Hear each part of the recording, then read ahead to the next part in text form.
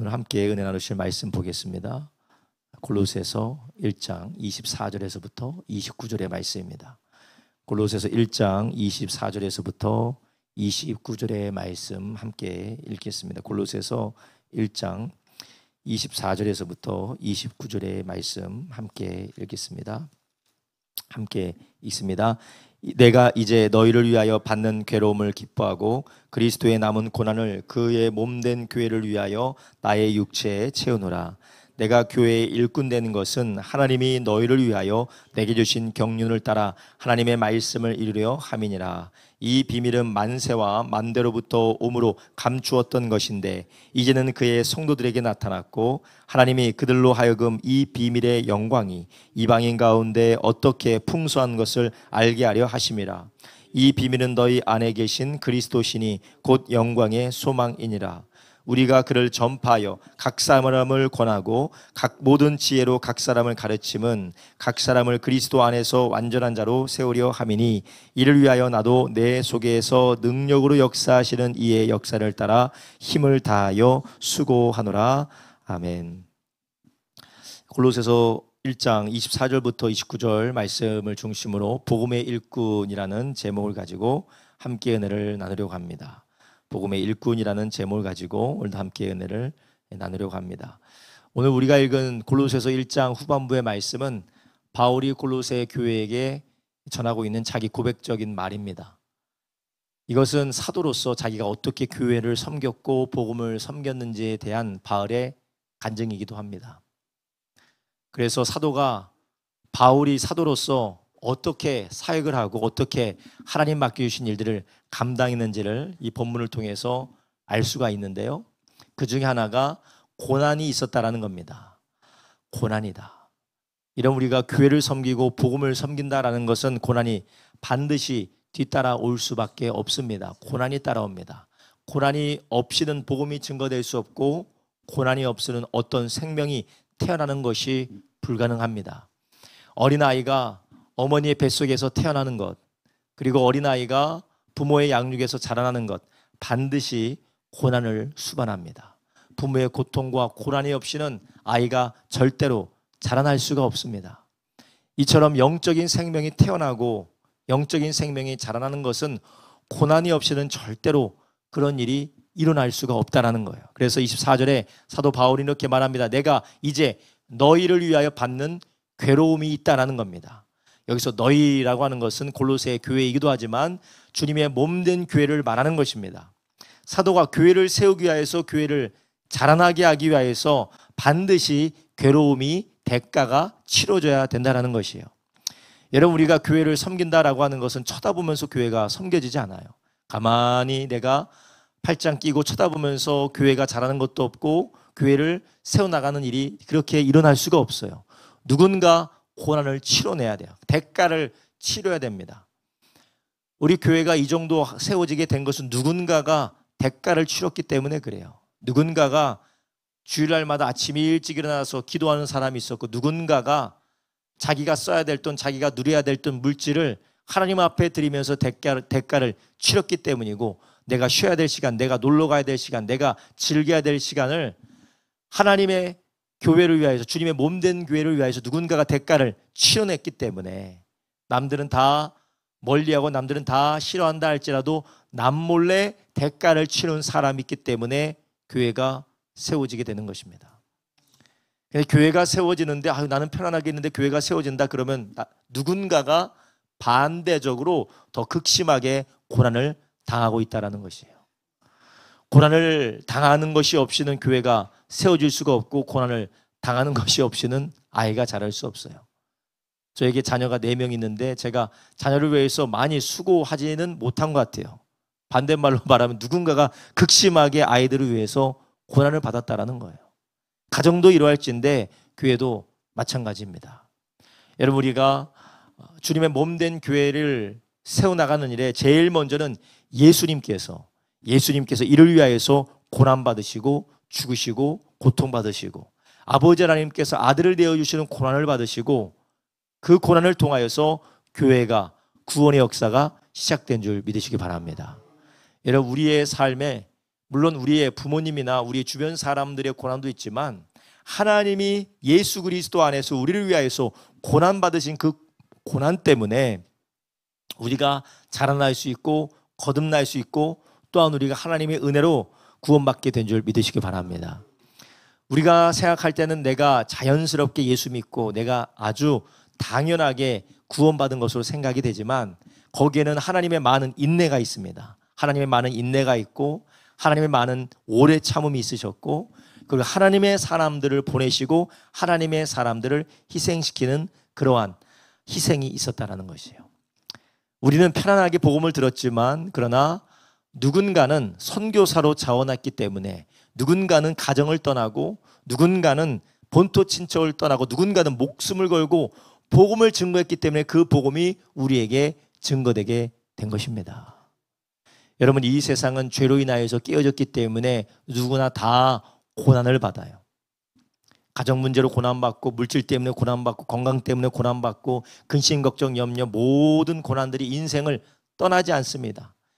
절대 인생의 고난으로부터 탈출할 수 있는 인생은 아무도 없어요. 부한 사람은 부한 사람대로, 가난한 사람은 가난한 사람대로, 건강한 사람은 건강한 사람대로, 아픈 사람은 아픈 사람대로 모두 다 그 고난을 헤어나올 수가 없어요. 고난 가운데 살아가요. 의미 없는 고난 가운데, 죄로 인한 고난 가운데 살아가는 것이 아니라 우리는 평생에 하나님이 우리를 통하여서 하시는 거룩한 일을 위하여서 우리의 삶을 드리는 저와 여러분 되기를 예수님의 이름으로 축원합니다. 여러분, 무엇을 근심하고 걱정하고 고난받느라 인생을 드리고 계십니까? 하나님의 복음과 전혀 상관이 없이, 예수님의 복음과 전혀 상관이 없이 그냥 나의 문제로, 나의 근심과 걱정으로만 가득한 삶을 살아간다면 하나님께서 얼마나 마음 아프시겠어요.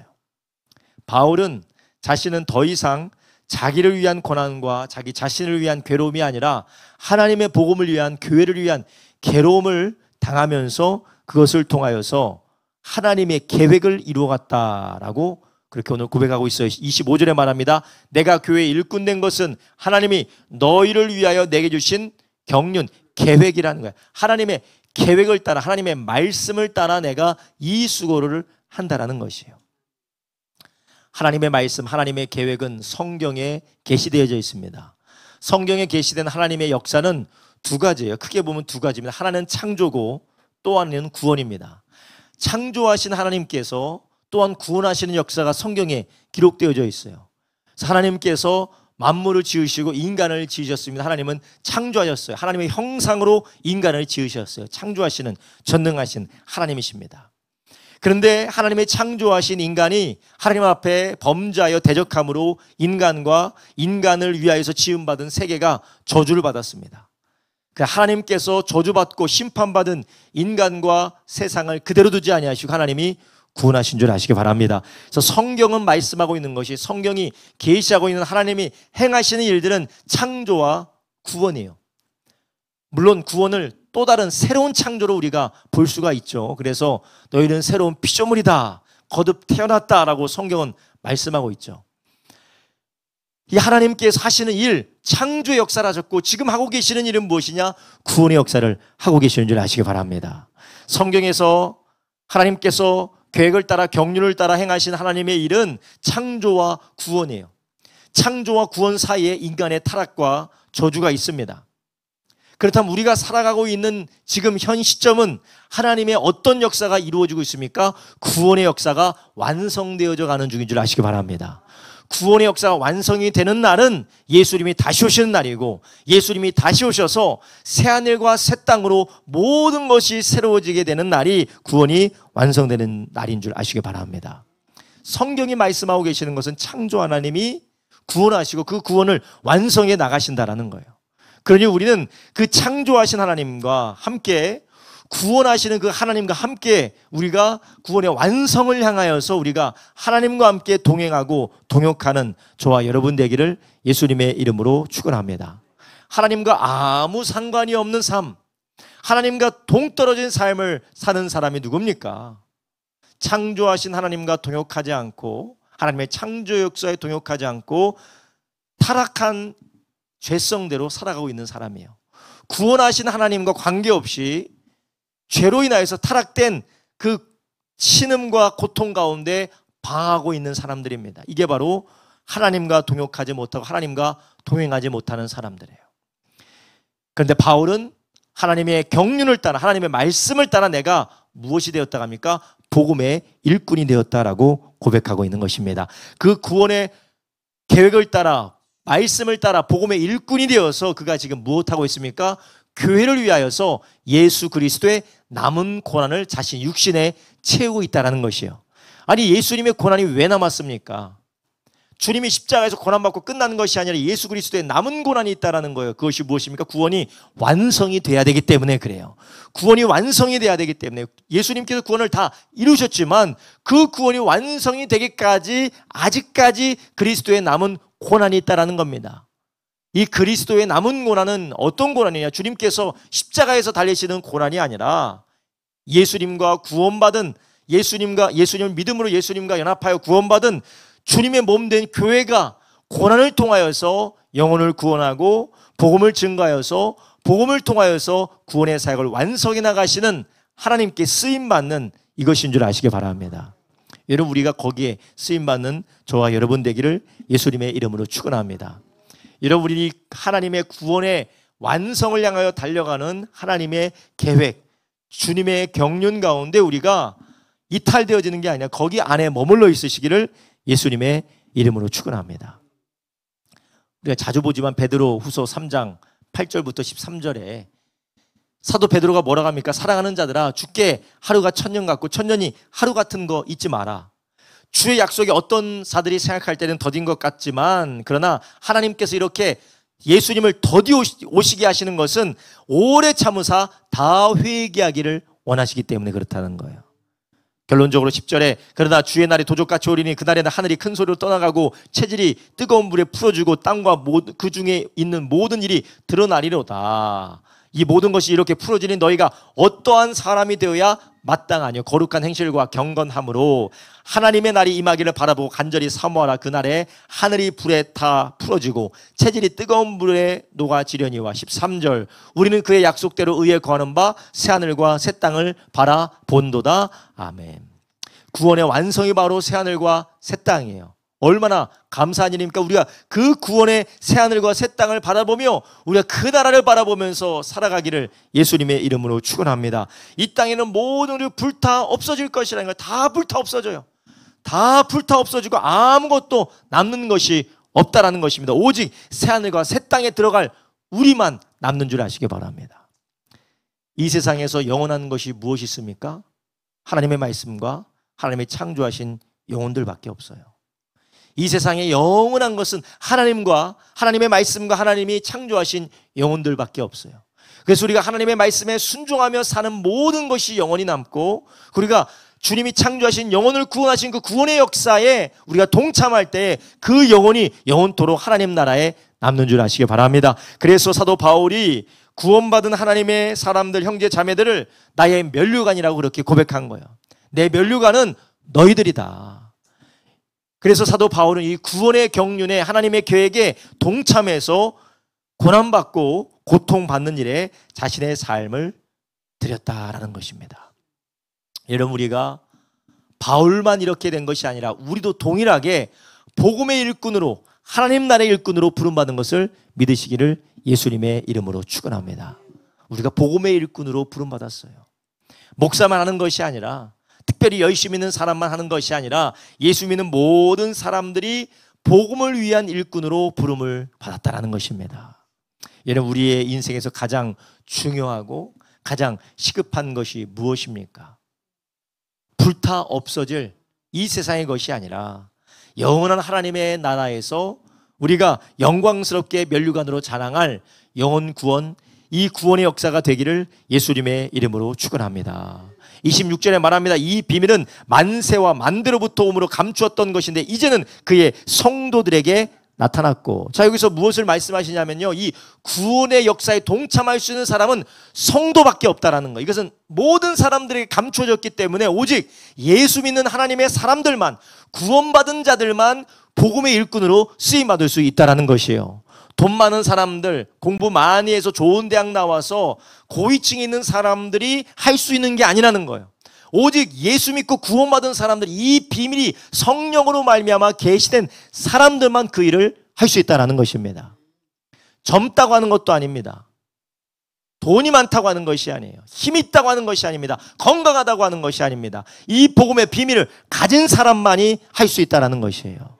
그렇다면 우리는 먼저는 저 사람이 해야 된다, 저 사람이 해야 된다도 우리는 그 기준을 내세울 수 없어요.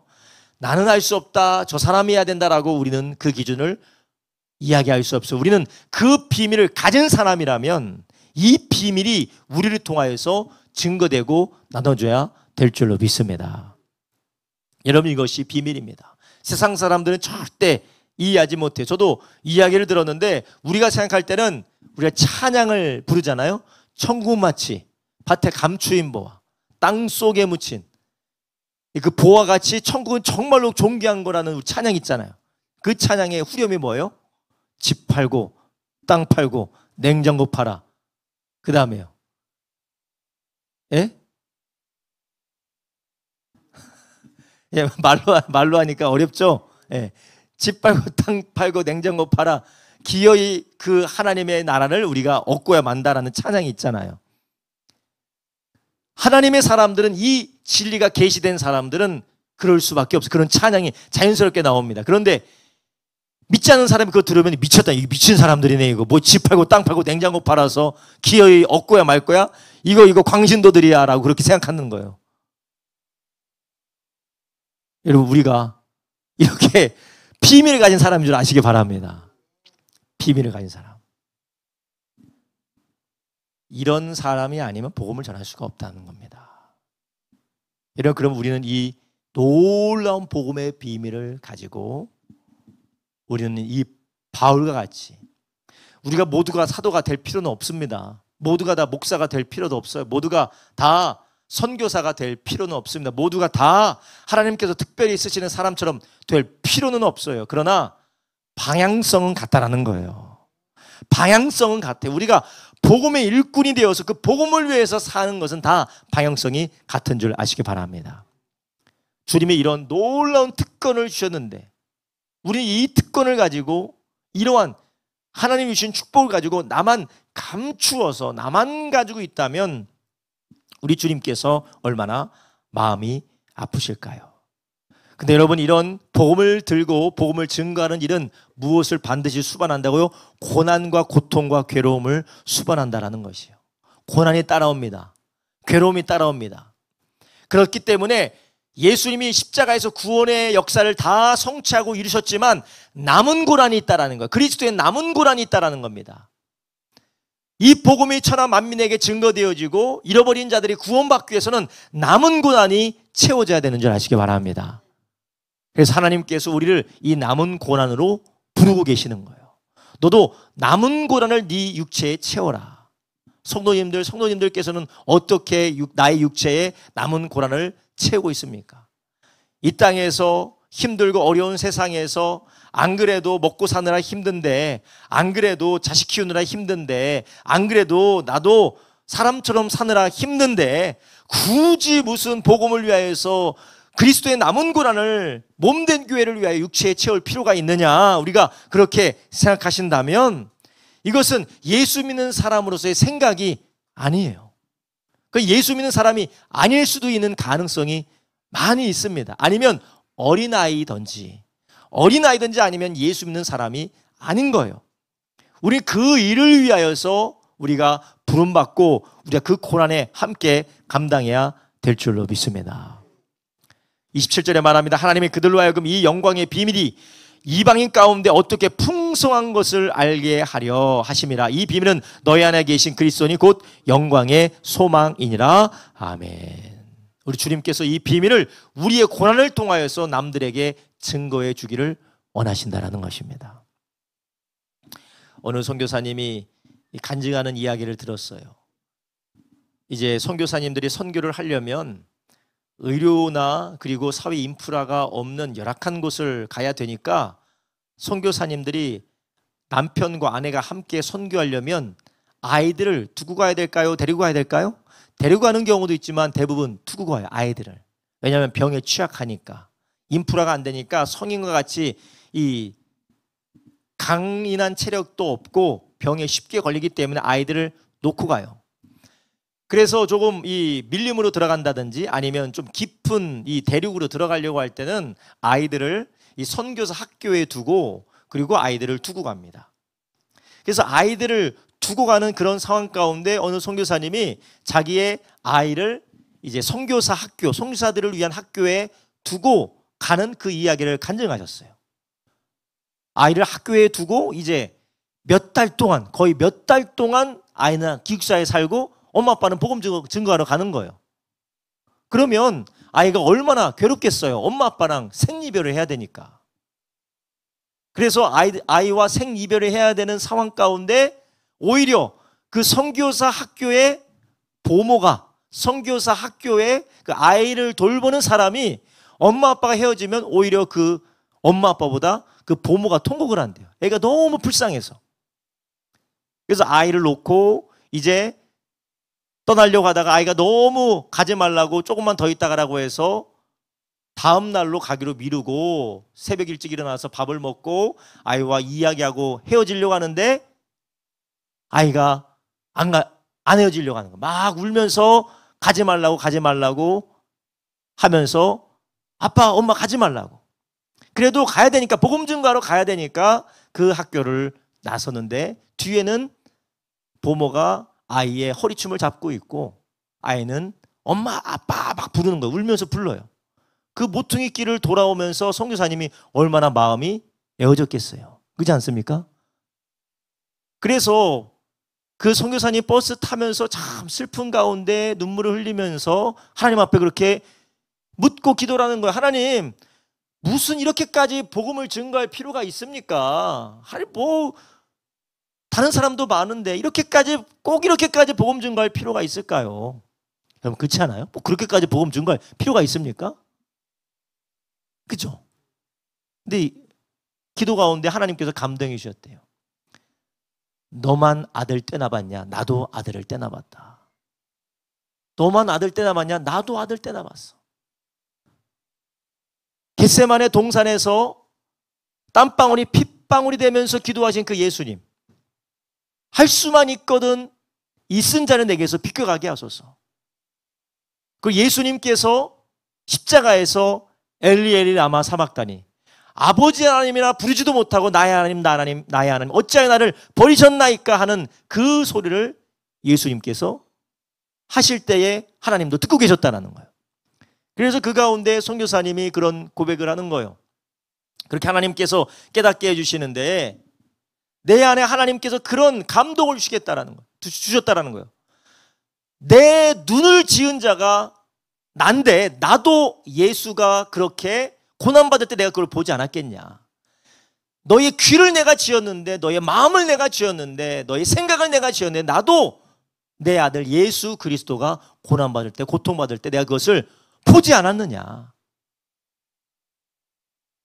나도 그렇게 해서 복음을 너에게 전달해줬다라는 거예요. 나도 그렇게 해서 복음을 너에게 전달해줬고 이러한 희생을 통하여서 고난을 통하여서 복음이 너에게 온 것, 이제 너도 내 마음을 따라 그 일을 감당하라는 감동을 받으셔서 그 일을 잘 감당하셨다라는 그런 간증을 드렸어요. 여러분, 우리가 때로는 내가 이렇게까지 해서 복음을 증거해야 되나? 나도 힘든데, 그죠? 나도 먹고 살기 힘든데, 그렇지 않아요? 나도 먹고 살기 힘든데 내가 무슨 영광을 보겠다고, 내가 무슨 뭐 사람들로부터 박수 받고 뭐 그럴 필요가 뭐가 있다고, 차라리 편안하게 살고 안 하면 되지. 그렇지 않습니까? 그런데 우리 주님께서 교회를 위하여서 그리스도의 남은 고난을 남겨두셨고 그게 바로 우리가 채워야 될 고난인 줄 아시기 바랍니다. 우리 안에 이성이 우리에게 외칠 거예요. 뭐 그렇게까지 애써가면서 복음을 증거하고 그렇게까지 그냥 적당히 살면 되지, 뭐 그렇게 미친 사람처럼. 그런 사람은 예수 그리스도의 희생과 아버지 하나님의 독생자를 내어주신 사랑을 아직 깨닫지 못했던지 아니면 그것을 잊어버렸던지 둘 중에 하나예요. 그분의 십자가의 희생과 하나님 아버지의 사랑 앞에 우리는 변명할 수가 없습니다. 그것이 과하다고 할 수가 없습니다. 그것이 광신자라고 할 수 없습니다. 이것이 미쳤다라고 할 수가 없어요. 그것이 광신자라고 할 수 없습니다. 이것이 미쳤다라고 할 수가 없습니다. 이것이 광신자라고 할 수 없습니다. 이것이 미쳤다라고 할 수가 없습니다. 이것이 광신자라고 할 수 없습니다. 이것이 미쳤다라고 할 수가 없습니다. 이것이 광신자라고 할 수가 없습니다. 이것이 여러분, 우리 안에 그러한 하나님의 마음이 우리를 이끌어 가시고 우리를 사용하시기를 예수님의 이름으로 축원합니다. 우리 안에 있는 하나님의 마음이 우리를 그 자리로 이끌어 가게 되기를 예수님의 이름으로 축원합니다. 그랬기 때문에 28절 29절에 바울이 고백합니다. 우리가 그를 전파하여 각 사람을 권하고 모든 지혜로 각 사람을 가르침은 각 사람을 그리스도 안에서 완전한 자로 세우려 함이니 이를 위하여 나도 내 속에서 능력으로 역사하시는 이의 역사를 따라 힘을 다하여 수고하노라. 아멘. 그래서 바울은 전파하는 일, 가르치는 일, 그리하여서 하나님의 사람을 완전한 그리스도인으로 세우는 일을 위하여서 힘을 다하여 수고했다라는 것이, 힘을 다하여 수고했다. 여러분, 힘을 다하여 수고했다라는 말이 어떤 말입니까? 하나도 남김이 없이 하얗게 불태웠다라는 것, 조금도 남김이 없이 모든 것을 다 쏟아 부었다라는 것입니다. 여러분, 우리 안에 이런 예수님의 마음과 아버지 하나님의 마음이 가득하여서 그 일을 위하여서 쓰임받는 저와 여러분 되기를 예수님의 이름으로 축원합니다. 예수님께서 이루신 이 구원을 위하여서 하나밖에 없는 아들 예수 그리스도를 내어주신 그 하나님의 사랑으로 인하여서 구원이 이루어졌습니다. 근데 그 구원을, 이루어진 구원을 얻게 하기 위하여서 하나님께서는 복음을 증거하게 하시고 복음을 통하여 예수님께로 부른 줄 아시기 바랍니다. 요한복음 10장 27절에서부터 29절에 내 양은 내 음성을 들으며 나는 저희를 알며 저희는 나를 따른다. 내 양이 누구의 음성을 듣는다고요? 예수님의 음성을 들어야 된다는 거예요. 그러니까 예수님의 음성이 바로 복음인 줄 아시기 바랍니다.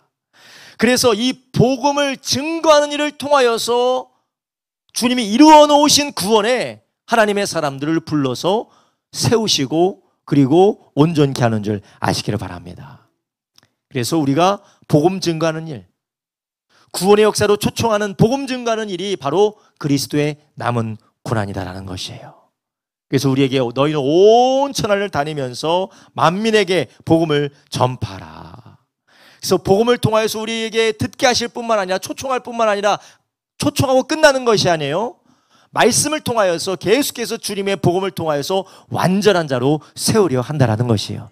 계속해서 가르쳐서 이제는 완전한 자라는 것은 그 사람도 나와 같이 복음을 증가하여 누군가를 제자 삼는 사람으로 세운다라는 것이에요.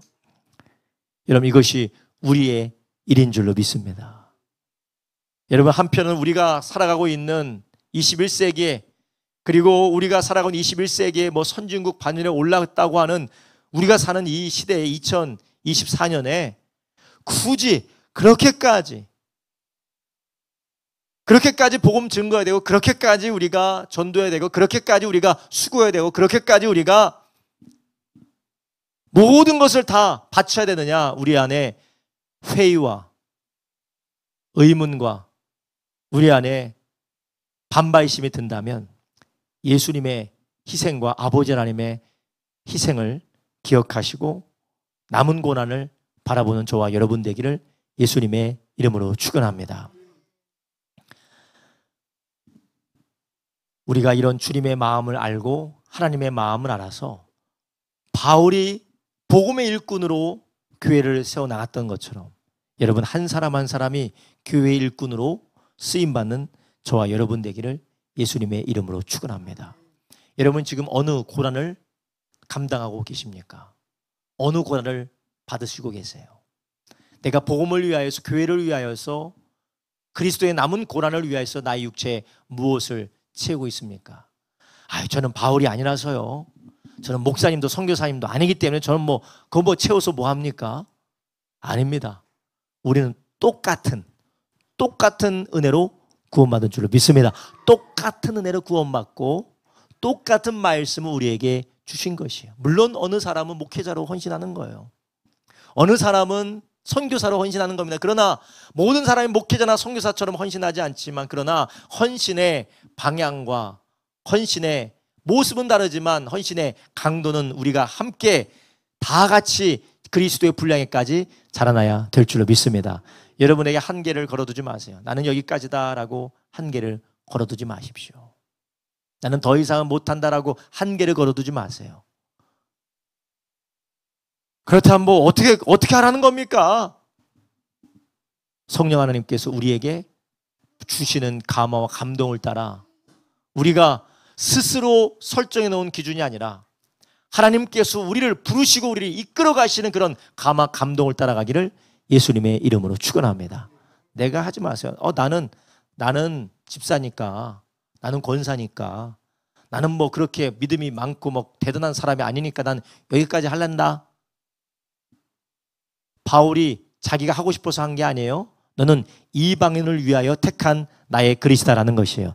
하나님께서 인도하신 대로 순종하기를 예수님의 이름으로 축원합니다. 바울이 그리스도의 남은 고난을 자기 육체에 채웠던 것처럼, 몸된 교회를 위해서 육체에 채웠던 것처럼 우리 성도님들, 모든 성도님들이 주님의 몸된 교회를 위하여서 채워나가시기를 주님의 이름으로 축원합니다. 여러분이 몸된 교회를 다른 것으로 우리가 이해하는 것이 아니라 몸된 교회는 바로 예수님인 줄 아시기 바랍니다. 예수님께서 핍박하는 사울, 교회를 핍박하는 사울에게 뭐라고 하셨어요? 사울아, 사울아, 왜 교회를 핍박하냐라고 했어요? 뭐라고 했어요? 사울아, 사울아, 왜 나를 핍박하느냐? 사울은 예수님 본 적도 없어요. 예수님을 괴롭힌 적도 없습니다. 사울은 한 게 무엇입니까? 교회를 잔멸했어요.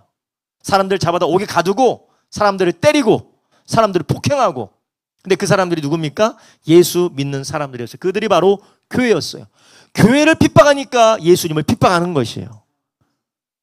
교회를 섬기고, 몸된 교회를 섬기고 잃어버린 영혼을 구원하는 그 일을 위하여서 함께하는 것이 바로 예수님과 함께 동행하고 그리스도의 고난을 채우는 것인 줄 아시기 바랍니다.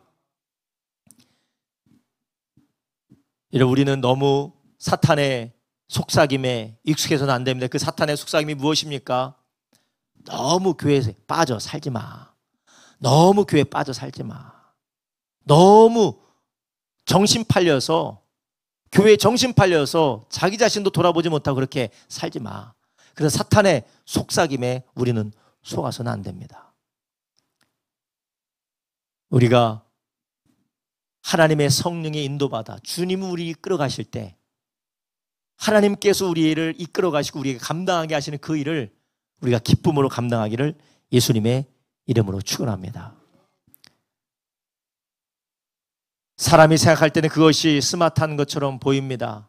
참 사람이 똑똑하고 살이 분별 있고 자기 주제를 아는 것처럼 보입니다. 그러나 그것은 예수님의 사랑도 모르고 아버지 하나님의 마음도 모르고 주님이 주신 부르심도 모르는 소리를 하는 것이에요.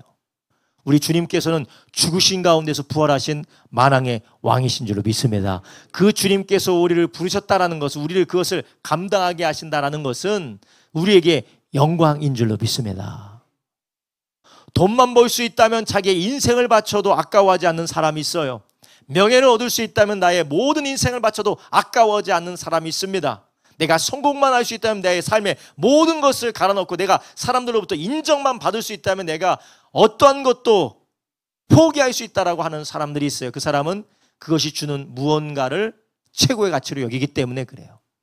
여러분, 우리에게 죽도록 충성하라. 여기서 충성하라는 것은 신실하라는 거예요. 하나님이 말씀하시고 주님이 인도하시니 끝까지 죽을지언정 신실하라 하신 그분은 우리에게 영생과 영광을 주시는 분인 줄로 믿습니다. 영생과 면류관을 주시는 분이에요. 거기에 무엇이 아까울 수가 있을까요? 무엇이 어리석어 보일 수 있을까요? 무엇이 바보 같을 수가 있을까요? 여러분, 우리는 바보 같고 어리석고 멍청이 같고 속아서 사기당하는 사람처럼 보일지라도 우리는 예수님이 말씀하신 그 말씀을 따라, 주님이 인도하신 그 인도하심을 따라가는 저와 여러분 되기를 예수님의 이름으로 축원합니다. 세상 사람들이 볼 때는 얼마나 웃겨요. 집 팔고 땅 팔고 냉장고 파니, 뭐 정신 나간 놈들이죠. 네. 우리 주님께서는 뭐라고 하셨어요? 목숨까지도 부인하지 않으면, 목숨까지도 미워하지 않으면 내 제자가 될 수가 없다라고 말씀하셨어요. 성경은 분명하게 우리에게 모든 것을 주님 앞에 헌신하지 않으면 하나님 앞에 온전히 주님의 뜻을 따라 살 수 없다라고 그렇게 말씀하셨습니다. 여러분, 우리 안에 있는 이러한 인간의 생각과 인간의 기준과 사람의 모든 견고한 진들이 다 진리의 말씀 안에 하나님의 사랑 안에서 무너져 내리기를 예수님의 이름으로 축원합니다. 제가 한마디만 더 하고 말씀을 마칠게요. 여러분, 제가 아주 과격한 이야기를 제가 방금 했는데, 내가 아니면 할 사람이 없을 때, 정말 하나님이 나를 부르신다 할 때 그렇게 하는 거예요. 아셨죠? 네. 나 아니면 할 사람이 없을 때, 정말 하나님께서 나에게 원하실 때, 정말 나 아니더라도 할 사람이 많은데 그게 아니라 나 아니면 안 될 때, 그렇게 하나님 나를 부르셨을 때 그렇게 해야 된다는 것이에요. 이해가 되시려나 모르겠네요. 바울은 하나님께서 부르셔서 그것을 감당하게 하신 것이에요. 억지로 바울이 그 모든 것을 자기가 부르심도 없는데 억지로 사람들 눈치 보면서 사람들에게 인정받기 위해서 사람들로부터 시선에 억지로 한 것이 아니라, 세상 말로 가스라이팅 당한 게 아니에요. 사람들에게 가스라이팅 당한 게 아니고 하나님이 바울을 부르셨고, 바울이 아니면 할 수 없었기 때문에 그 일을 바울이 감당한 것이었어요. 바울이 어떤 사람이었어요? 바울은 율법에 능통한 자였고, 게다가 헬라 문화에 능통한 자였어요. 바울은 글을 쓸 줄 아는 사람이었고 학자였습니다. 하나님은 그를 통해서 이루기 위해서 그를 준비시켰고 그를 부르신 거예요. 그래서 그를 통하여서 하나님의 그 일을 이루어 가시는 일에 바울은 순종하고 그 일에 자기의 분에 지나도록 수고한 줄 아시기 바랍니다. 여러분, 우리는 하나님의 그러한 일들을 이루어 나가실 때에 우리가 사람들의 분위기에 휩쓸려서 하는 것도 아니고, 사람들이 볼 때 눈치 보여서 하는 것도 아니고, 우리가 사람들에게 인정받기 위해서 하는 것도 아니고, 하나님이 나 이것을 맡겨주셨느냐, 이것이 내가 해야 될 일이냐, 나 아니면 할 사람이 없느냐, 하나님이 나에게 맡겨주셨느냐, 그것을 분별하고 따라가시기를 예수님의 이름으로 축원합니다. 이걸 잘 분별하셔야 돼요. 이거 잘못 분별하면 이건 큰일 나요. 잘못 분별하면 인생이 망가지는 거예요. 그러나 나 아니면 할 수 없기 때문에, 하나님이 나를 부르셨기 때문에, 주님이 나를 인도하시고 성령께서 나를 지금 이끌어가고 계시기 때문에, 근데 그러한 인도하심과 이끄심은 나만 오는 경우도 있지만 대부분 복수의 사람으로부터 옵니다. 복수의 사람으로부터 격려하고 지지하고 확증하고 주변 사람들이 다 환영해주고 축복해주는 경우가 대부분이에요. 물론 예레미야처럼, 이사야처럼 사람들의 반대를 받는 경우도 있습니다. 사람들의 회방을 받는 경우도 있어요. 그래서 아주 특별한 경우요. 대부분의 경우 하나님의 성령의 충만받는 사람들의 격려와 지지를 받는 경우가 대부분이에요. 우리가 잘 분별해서 그 일에 함께 동역하기를 예수님의 이름으로 축원합니다. 여러분, 우리가 교회를 위한 고난을, 복음을 위한 고난을 받는 것이 참 쉽지가 않아요. 그러나 이 고난을 통하여 누군가 거듭나게 됩니다. 이 고난을 통하여서 주님의 몸된 교회가 세워지게 됩니다. 주님의 몸된 교회가 세워진다라는 것은 앞으로 누군가가 제자로 세워지고 누군가가 복음으로 세워지는 그 일에 교회가 준비되어진다는 것을 의미해요. 우리가 지금 당장 열매를 딸 수는 없지만, 우리가 지금 당장 과실을 먹을 수는 없지만, 그러나 우리를 통하여서, 우리의 수고를 통하여 누군가가 하나님의 영광을 위해서 쓰임받는다면, 우리가 그 일에 쓰임받는다면 그리스도의 남은 고난을 위하여서 우리가 드려지길 예수님의 이름으로 축원합니다.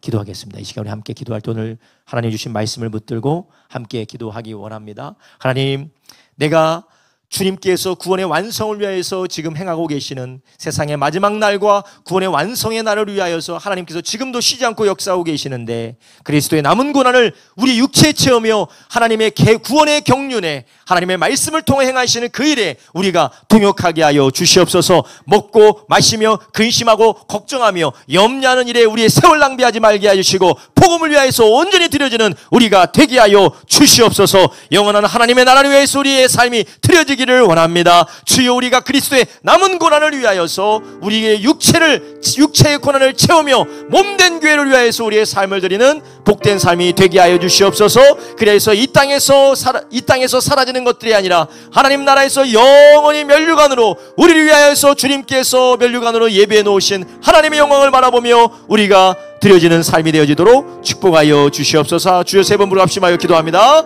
주여 주여 주여